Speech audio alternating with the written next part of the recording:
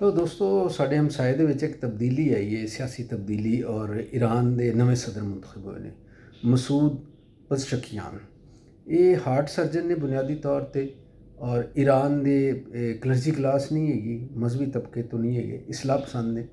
और ये उत्थे चाहते हैं कि खवातीन के हिजाब बारे जेडे इत्थे तनाज़ात ने वो घट होण। वो चाहते हैं कि हिजाब का एहतराम अपनी जगह पर रहे, लेकिन हिजाब ज़बरदस्ती किसी ने पाउण वास्ते गैर इंसानी जिहड़ा रवैया वो नहीं होना चाहिए।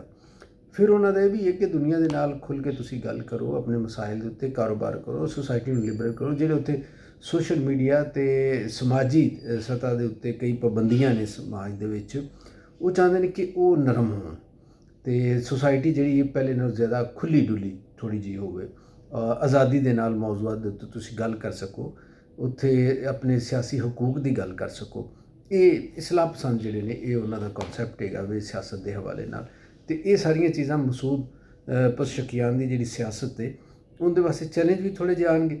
चैलेंज ये होगा कि उत्थे मजहबी जो तबका है उनकी ग्रिप बहुत मजबूत है। मजहबी रहनमा रूहानी रहनमा जिहड़े ने अली खामनाई वो 80 साल तो ज़्यादा उन्होंने 85 साल उम्र हो चुकी।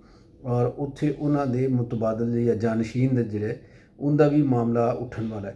तो उस मामले दे विच जिहड़ा सदर हुंदा ईरान का उनका भी एक अहम किरदार हुंदा वे रूहानी रहनुमा दे जानशीन दे इंतखाब दे विच।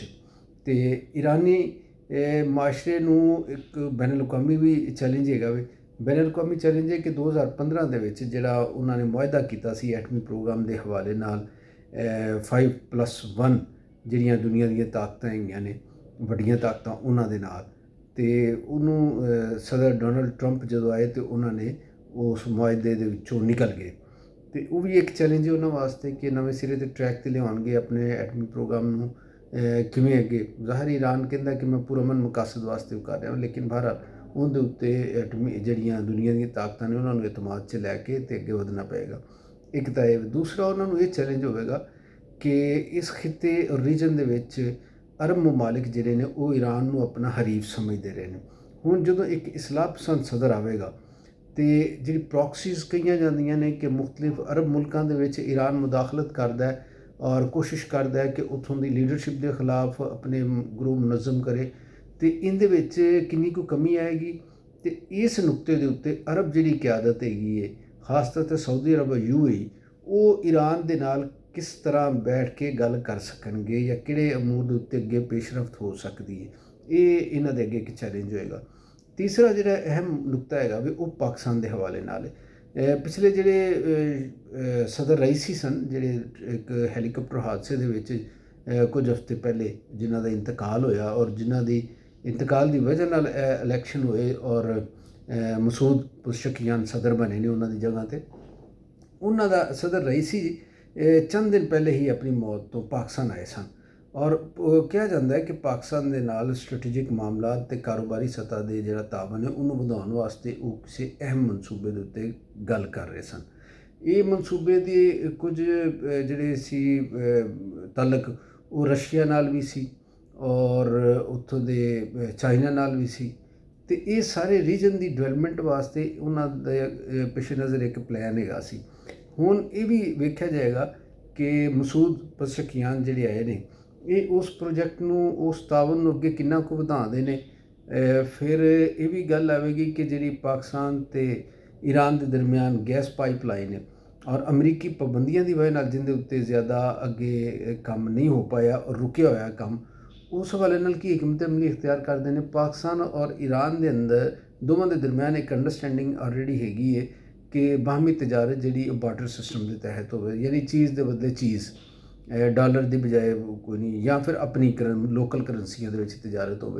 तो इनदे विच की डिवेलपमेंट होंदी फिर वो पाकिस्तान दे विच जिहड़े इंटरनल मुदाखलत होंदी कई ग्रुपां की दहशतगर्द ग्रुपां की और अपने आप को किसी मिसलिक और फिरके की आड़ दे विच पेश करते हैं।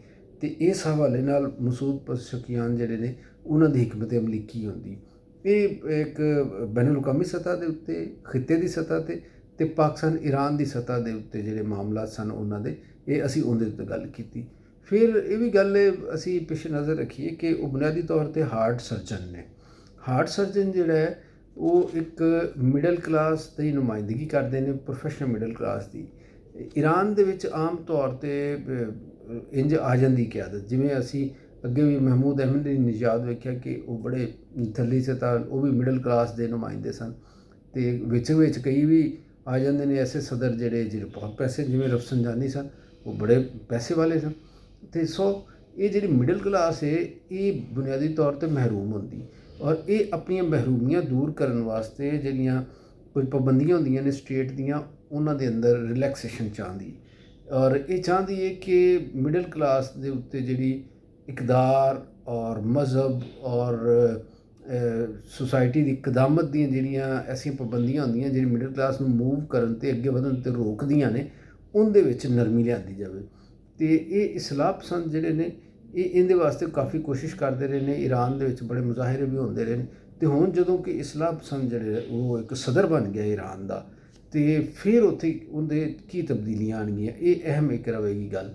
ਫਿਰ ਉੱਥੇ ਈਰਾਨ ਦਾ ਨਿਜ਼ਾਮ ਇਸ ਤਰ੍ਹਾਂ ਹੈ ਕਿ ਅਕਸਰੀਅਤ ਜਿਹੜੇ ਵੱਡੇ ਇਖਤਿਆਰਾਤ ਨੇ ਉਹ ਹੁੰਦੇ ਨੇ ਮਜ਼ਹਬੀ ਤਬਕੇ ਦੇ ਕੋਲ, ਉਹਨਾਂ ਦੀ ਆਪਣੀ ਬਾਡੀਜ਼ ਹੈਗੀਆਂ ਨੇ। ਅਤੇ ਜਿਹੜਾ ਹੁਕੂਮਤ ਕਰਨ ਦਾ ਮਾਮਲਾ ਇੰਤਜ਼ਾਮੀਆ ਯਾਨੀ ਹੁੰਦੀ, ਉਹ ਹੁੰਦੀ ਹੈ ਲੋਕਾਂ ਦੀ ਮੁੰਤਖਬ ਕੀਤੀ ਹੋਈ। ਹੁਣ ਲੋਕਾਂ ਦੇ ਮੁੰਤਖਬ ਕੀਤੇ ਹੋਏ ਨੁਮਾਇੰਦੇ ਔਰ ਜਿਹੜੇ ਮਜ਼ਹਬੀ ਤਬਕਾਤ ਨੇ, ਇਹਨਾਂ ਦੇ ਦਰਮਿਆਨ ਇੱਕ ਬੜਾ ਬਾਰੀਕ ਔਰ ਨਫੀਸ ਜਿਹਾ ਤਵਾਜ਼ਨ ਹੁੰਦਾ ਵੇ ਇਖਤਿਆਰਾਤ ਦਾ। ਅਤੇ ਆਮ ਤੌਰ 'ਤੇ ਮਜ਼ਹਬੀ ਤਬਕਾ ਜਿਹੜਾ ਹੈ ਉਹ ਆਪਣਾ ਇਖਤਿਆਰ ਨਹੀਂ ਦਿੰਦਾ ਮੁੰਤਖਬ ਨੁਮਾਇੰਦਿਆਂ ਨੂੰ, ਉਹ ਜ਼ਿਆਦਾ ਕੰਟਰੋਲ ਦੇ ਵਿੱਚ ਰੱਖਦਾ ਹੈ। ਲੇਕਿਨ ਬਹਰਹਾਲ ਇੱਕ ਰੋਲ ਜਿਹੜਾ ਕਿਤੇ ਨਾ ਕਿਤੇ ਸਮਾਜ ਦੀ ਸਤ੍ਹਾ 'ਤੇ, ਇੰਤਜ਼ਾਮ ਦੀ ਸਤ੍ਹਾ 'ਤੇ ਹੁੰਦਾ ਹੈ। ਅਤੇ ਈਰਾਨੀ ਸਦਰ ਨੌਮੁੰਤਖਬ ਸਦਰ ਕੋਲੋਂ ਜਦੋਂ ਪੁੱਛਿਆ ਗਿਆ ਕਿ ਤੁਹਾਡੀ ਤਰਜੀਹਾਤ ਕੀ ਨੇ, ਅਤੇ ਉਹਨਾਂ ਆਪਣੀ ਇਲੈਕਸ਼ਨ ਕੰਪੇਨ ਦੇ ਦੌਰਾਨ ਵੀ ਇਹ ਕਿਹਾ ਸੀ ਕਿ ਰਿਆਸਤੀ ਸਤ੍ਹਾ, ਹਕੂਮਤੀ ਸਤ੍ਹਾ ਦੇ ਉੱਤੇ ਜਿਹੜੀ ਕਰਪਸ਼ਨ ਹੈਗੀ ਈਰਾਨ ਦੇ ਵਿੱਚ, ਉਹ ਚਾਹੁੰਦੇ ਨੇ ਕਿ ਉਹਦਾ ਖਾਤਮਾ ਹੋਵੇ। ਫਿਰ ਉਹ ਚਾਹੁੰਦੇ ਨੇ ਕਿ ਜਿਹੜੀ ਈਰਾਨ ਦੀ ਇਕਾਨਮੀ ਹੈ ਇਹਨੂੰ ਐਕਟਿਵ ਕੀਤਾ ਜਾਵੇ, ਫਾਲ ਕੀਤਾ ਜਾਵੇ। ਜਿੰਨੀ ਸਲਾਹੀਅਤ ਹੈਗੀ ਈਰਾਨ ਦੀ ਮਈਸ਼ਤ ਦੀ, ਉਹਦੇ ਮੁਤਾਬਕ ਉਹ ਪਰਫਾਰਮ ਨਹੀਂ ਕਰ ਪਾ ਰਹੀ। ਅਤੇ ਇਹ ਵਾਲਾ ਉਹਨਾਂ ਦੇ ਫਿਰ ਬਦ ਇੰਤਜ਼ਾਮੀ ਜਿਹੜੀ ਹੈ ਈਰਾਨ ਦੇ ਨਿਜ਼ਾਮ ਦੇ ਅੰਦਰ, ਬਹੁਤ ਸਾਰੇ ਸ਼ੋਬਿਆਂ ਦੇ ਅੰਦਰ ਬਦ ਇੰਤਜ਼ਾਮੀ ਦੀ ਵਜ੍ਹਾ ਨਾਲ ਉਹ ਆਪਣੇ ਮਕਾਸਦ ਨਹੀਂ ਹਾਸਲ ਕਰ ਪਾ ਰਹੇ। ਅਤੇ ਉਹਨਾਂ ਨੇ ਕਿਹਾ ਕਿ ਉਹ ਬਦ ਇੰਤਜ਼ਾਮੀ ਨੂੰ ਖ਼ਤਮ ਕਰਨਾ ਜਿਹੜਾ ਹੈ ਨਾ, ਉਹ ਵੀ ਮੇਰੀ ਤਰਜੀਹ। ਫਿਰ ਅਮਰੀਕਾ ਦੀਆਂ ਜਿਹੜੀ ਪਾਬੰਦੀਆਂ ਨੇ ਬੁਨਿਆਦੀ ਤੌਰ 'ਤੇ ਈਰਾਨ ਦੀ ਜਿਹੜੀ ਖਿੱਤੇ ਦੇ ਵਿੱਚ ਔਰ ਬੈਨ ਅਲ-ਅਕਾਮੀ ਤਜਾਰਤ ਜਿਹੜੀ ਉਹ ਅੱਗੇ ਨਹੀਂ ਵਧ ਰਹੀ, ਉਹਦੀ ਵਜ੍ਹਾ ਇਹ ਵੇ ਕਿ ਅਮਰੀਕੀ ਪਾਬੰਦੀਆਂ।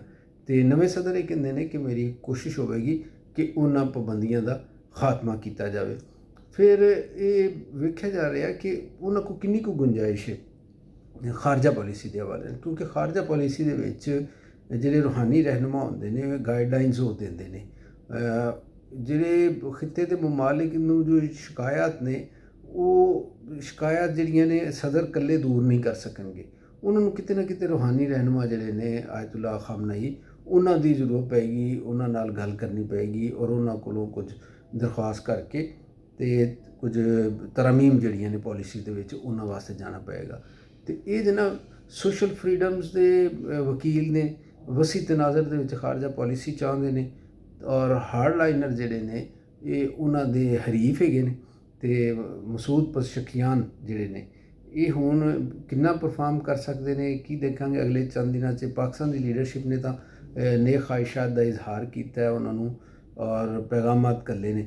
ਲੇਕਿਨ ਅਸੀਂ ਅਗਲੇ ਕੁਝ ਅਰਸੇ ਤੱਕ ਦੇਖਾਂਗੇ ਕਿ ਖਿੱਤੇ ਦੇ ਵਿੱਚ ਜਿਹੜੇ ਨੇ ਮਾਮਲਾਤ ਉਹ ਕਿਸ ਸਿਮਤ ਵੱਧਦੇ ਨੇ, ਔਰ ਈਰਾਨੀ ਨਵੀਂ ਲੀਡਰਸ਼ਿਪ ਜਿਹੜੀ ਉਹ ਉਹਨਾਂ ਨੂੰ ਕਿਸ ਤਰ੍ਹਾਂ ਦੇਖਦੀ। ਜੀਂਦੇ ਰਹੋ ਅਤੇ ਵਸਦੇ ਰਹੋ।